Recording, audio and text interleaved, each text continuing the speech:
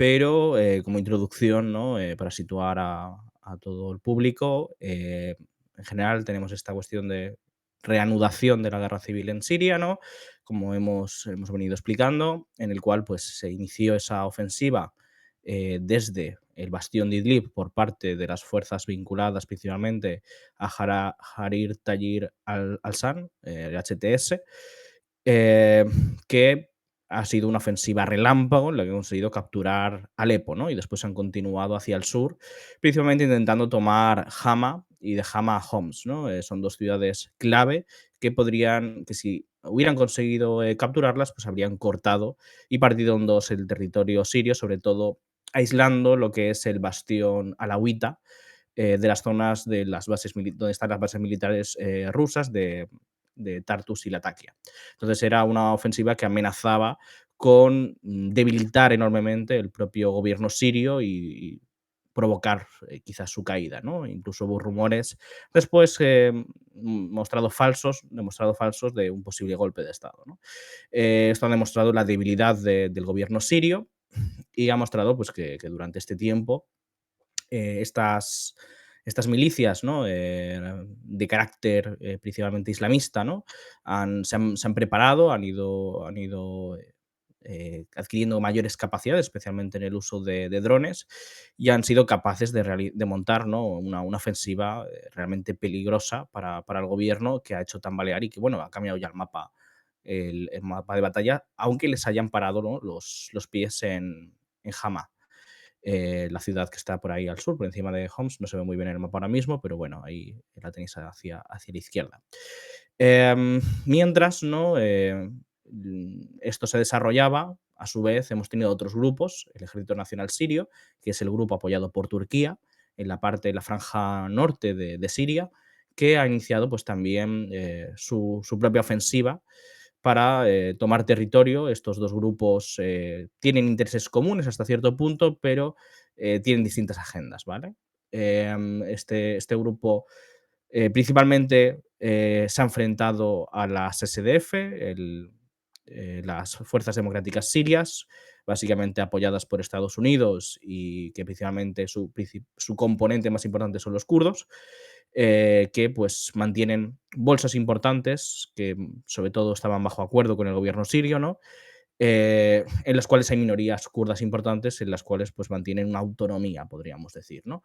Pues bueno, ha llevado a una posición de compromiso entre el gobierno sirio y las fuerzas democráticas sirias, ¿no? En la cual pues cada vez se está dibujando un frente de batalla que ya no es, digamos, 3 o 4 enfrentamientos separados, ¿no? Sino que parece que se podría dar un enfrentamiento único, ¿no?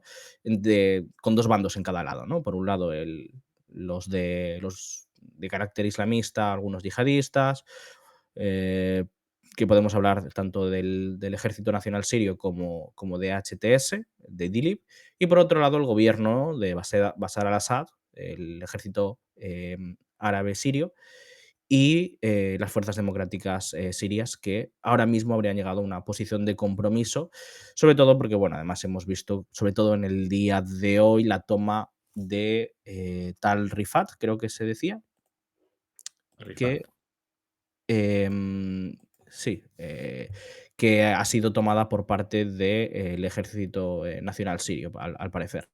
Y ese ha sido realmente el movimiento de mayor peso, ¿no? Que hemos tenido en el día de hoy. No sé cómo lo ves tú. Sí, realmente la clave, como ya estuvimos comentando ayer por la noche, Jorge y yo, estaba en si iban a parar los pies a HTS en Hama.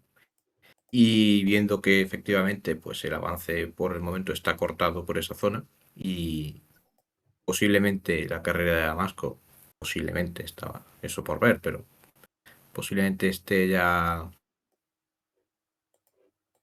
a corto plazo no vaya a tener lugar, ¿no? Con lo cual, pues ahora mismo las operaciones se van a centrar, visto lo visto, más en la zona norte, donde tienen los de HTS y los del Ejército Nacional Sirio tienen más opciones, sobre todo frente a las fuerzas de Assad, ¿no?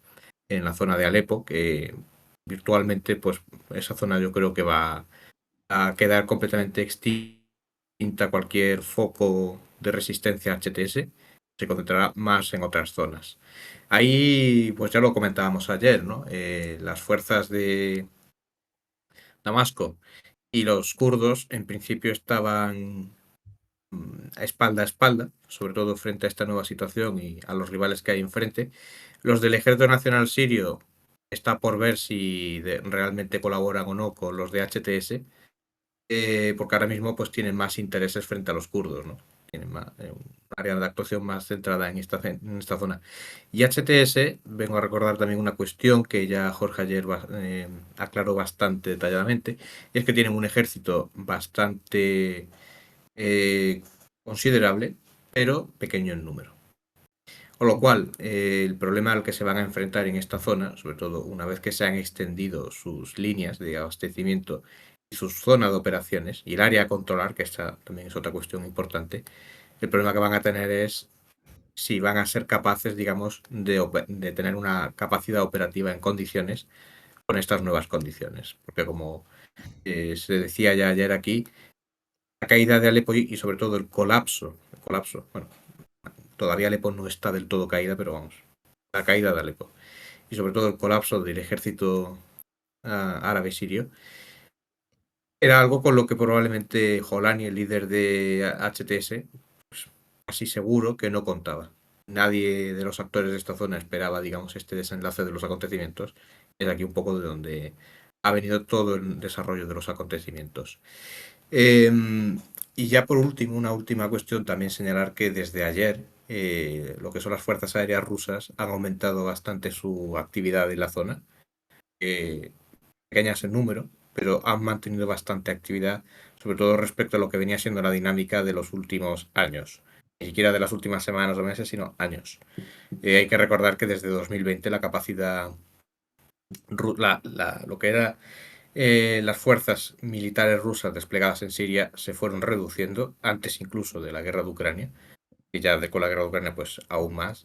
Con lo cual la presencia que tenían allí era testimonial, podríamos decir, por lo menos en algunos ámbitos, y lo que es la actividad pues también testimonial. Un bombardeo en alguna zona determinada por cuestiones, digamos, técnicas, en el sentido de pues, controlar un foco de actividad problemático que hubiera, y poca cosa más, ¿eh? Esa ha sido un poco la situación, con lo cual es un cambio notable lo que viene ocurriendo en los últimos días, sobre todo desde ayer, que también, ya lo dijimos ayer, Moscú habían visto la necesidad de tomar medidas y, bueno, de adecuarse a la nueva situación que estaba, digamos, escalando a marchas forzadas.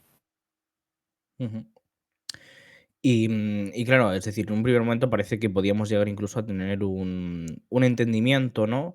Entre los kurdos de las SDF y HTS, ¿no? Un entendimiento en el cual, básicamente, HTS podía aceptar, ¿no? No que esas áreas quedaran bajo control kurdo, con esa autonomía, y ellos no interferirían, digamos, en su actividad. Pero claro, la entrada del SNA, ¿no? Del Ejército Nacional Sirio, ha hecho pues que eso sea, parece imposible, y ha llevado a que el HTS ponga un ultimátum encima de la mesa, que claramente ha sido rechazado por parte de los kurdos.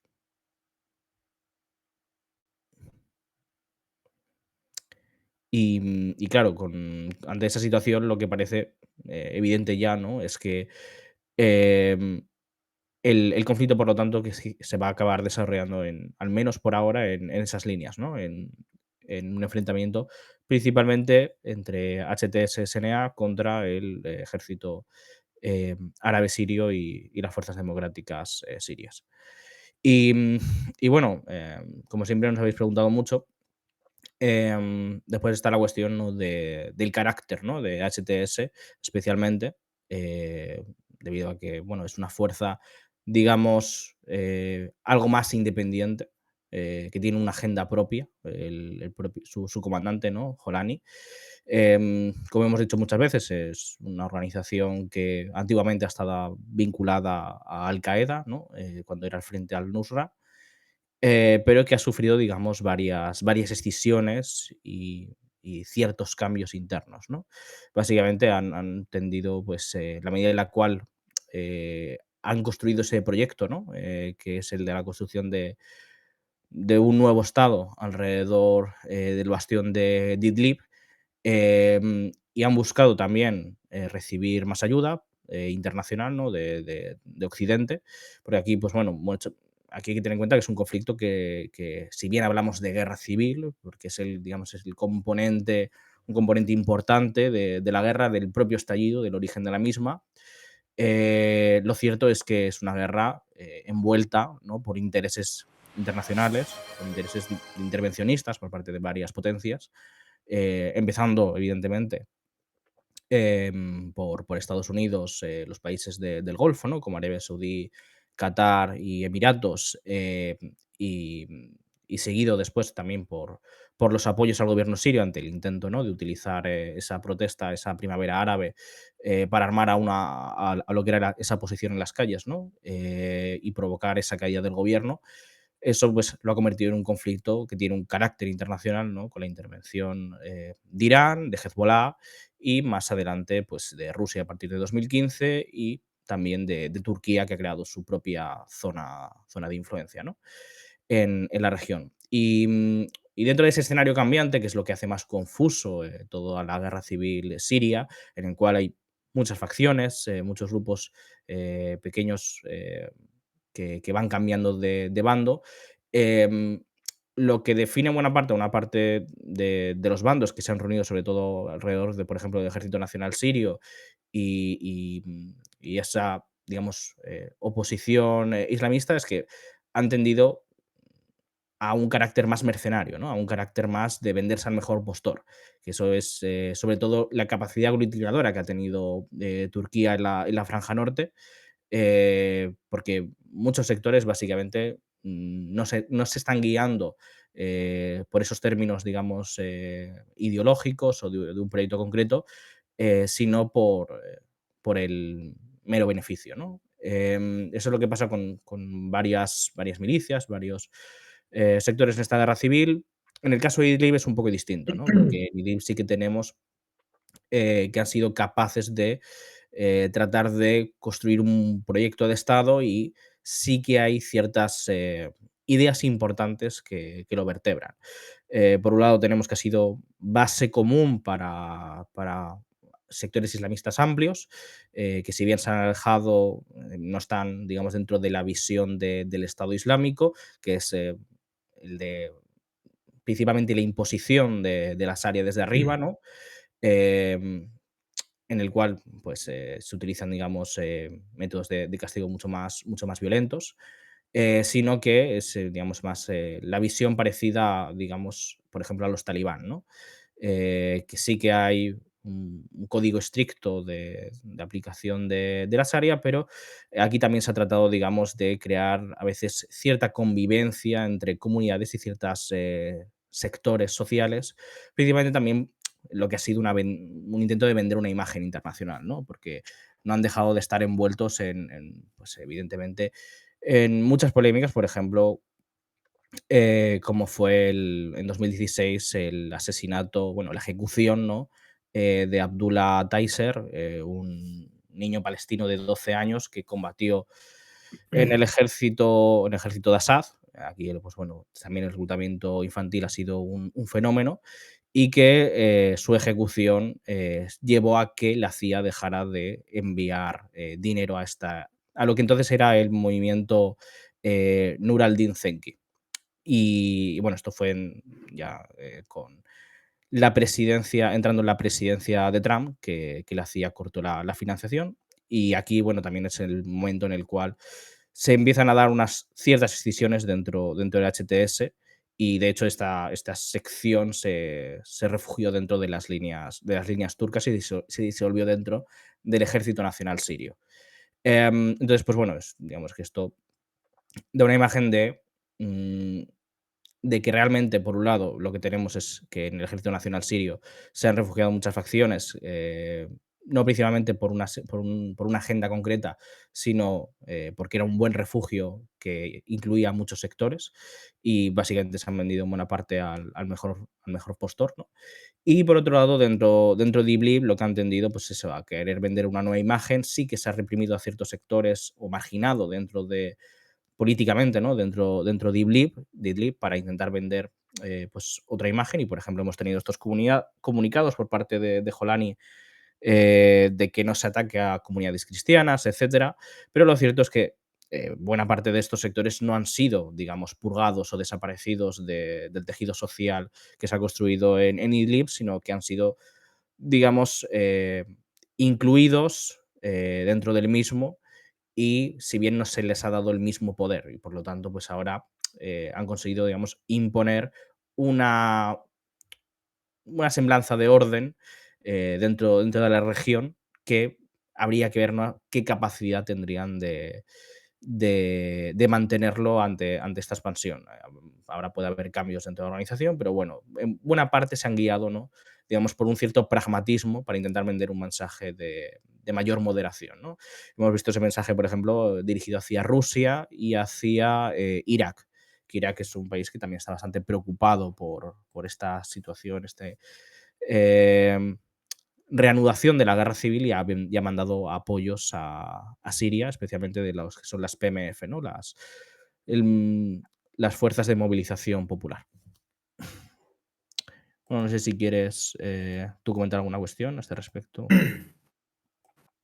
No, yo creo que con esto podemos dar, o sea, el análisis que has hecho, la verdad es que no me queda mi detalle por comentar.